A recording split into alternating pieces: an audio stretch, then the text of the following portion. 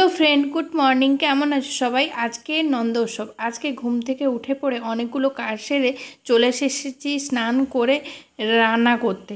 কেন আজকে জানো তো, নন্দ উৎসব আজকে আমাদের বাড়িতে অন্নভোগ হয়, তাই রান্না বসিয়ে দিয়েছি। দেখো অলরেডি রান্না তুলেই দিয়েছি। দেখাতে একদমই সময় পাইনি, মানে ভুলেই গেছিলাম প্রথমে। তারপরে অনেকগুলো রান্নার প্রোগ্রাম আছে, তো তাই দেখো কলা, 5 রকম ভাজা, তারপরে পনিরের তরকারি, তারপরে সমস্ত কিছু হবে। তাই দেখো এখানে ভাজাগুলো তুলে নিয়েছি আর একটু একটু করেছি। দেখো সমস্ত কিছু একসঙ্গেই তুলে দিয়েছি। কলা ভাজা আর কুঁদরি ভাজা আর পটল ভাজা, আর বড়বাবু আমাকে হেল্প করছিল। আর তারপরে দেখো অলরেডি আমি কিন্তু মানে চাটনিটা তো হয়েই গেছে দেখেছো। আর করছি দেখো কুমড়োর তরকারি, কুমড়ো আলুর তরকারি। এটা কিন্তু ভোগে দেওয়াই যায়, আর নিরামিষ তরকারিতে ভালোই লাগে।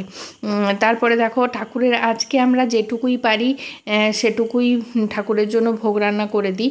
আর কালকে তো সব রকম ভোগ তোমাদেরকে দেখিয়েছিলাম। দেখো আলুগুলো এখনও হয়নি, তাই জন্য হচ্ছে। যাই হোক, মশলা তো বেশি পড়েনি। তারপর দেখো এদিকে পায়েসও বসিয়ে দিয়েছি। দেখো পনিরগুলোও রান্না হবে। দেখো পনির আর আলু কষিয়ে রেখে দিয়েছি। আর এদিকে দেখো পায়েসটা আমার কমপ্লিট হয়ে গেছে। আর আজকে তোমাদেরকে সমস্ত ক্লিপ দিতে পারিনি, কেন আজকে ভোগ রান্না হওয়ার পরে ঠাকুরের স্নান হবে, আবার ঠাকুরকে নতুন ড্রেস পরানো হবে, তারপরে সব কিছু হবে। আজকে রান্নাগুলো একটু দেরি করেই, মানে মোটামুটি একটু দেরি করেই বসেছিলাম, খুব একটা তাড়াতাড়ি বসাইনি। তারপরে দেখো পনির আলুর তরকারিটাও কিন্তু আমি তৈরি মানে হয়ে গেছে অলরেডি। এটাও আমাদের নিরামিষের দিনে পনিরের তরকারিটা তো থাকেই। তারপরে দেখো এটা করার পরে বড়বাবু তো ওদিকে পুজোর সব রেডি করছে, কেন পুজোর ওদিকটা পাপাই আর ওর বাবা মিলেই রেডি করে। আর দেখো এই দেখো পায়েস হয়ে গেছে, কুমড়োর তরকারি হয়ে গেছে, 5 রকম ভাজা হয়ে গেছে, চাটনি হয়ে গেছে, আর পাঁপড় ভাজা হয়ে গেছে।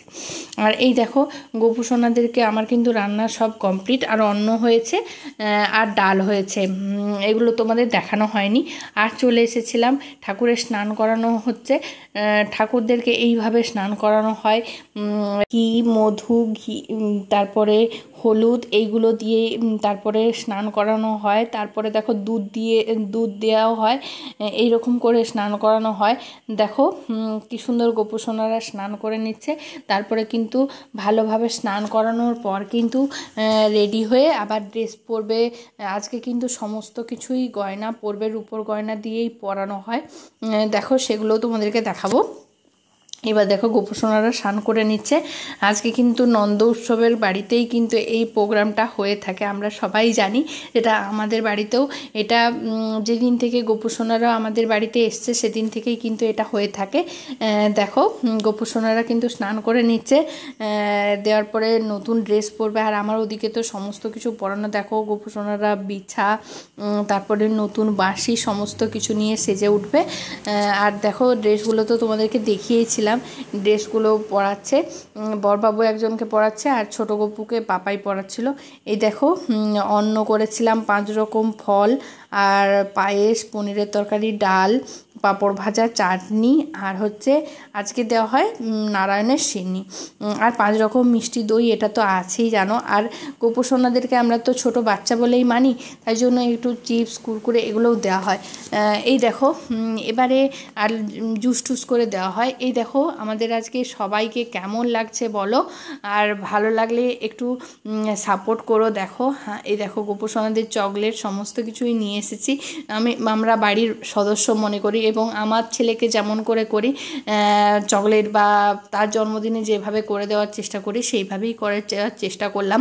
কেমন লাগলো জানিও। আর তোমাদের বাড়িতেও কেমন পুজো হলো একটু বলো। আজকে কিন্তু পুজো করতে করতে আমাদের অনেক দেরি হয়ে গেছে। তারপরে দেখো সমস্ত খাবার নিয়ে বসেছি। ভিডিওটা কেমন লাগলো বন্ধুরা? কালকে আবার একটা নতুন ভিডিওর সঙ্গে আসতে চলেছে। টাটা।